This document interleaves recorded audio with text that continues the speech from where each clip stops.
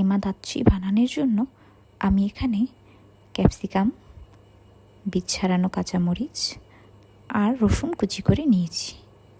তারপর কড়াইতে বাটার গরম করে তাতে দিয়ে দেব কুচনো রসুনগুলোকে ভেজে এগুলো যখন হালকা ব্রাউন হয়ে যাবে তখন এতে দিয়ে দেব ক্যাপসিকাম।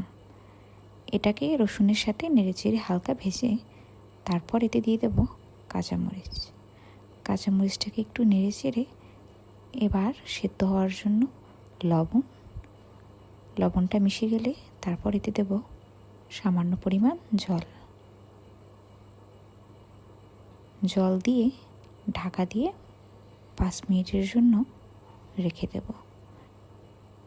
5 মিনিট পর ঢাকনা তুলে এর জলটা আরও খানিকটা শুকিয়ে নিয়ে এতে দিয়ে দেব স্লাইস চিজ।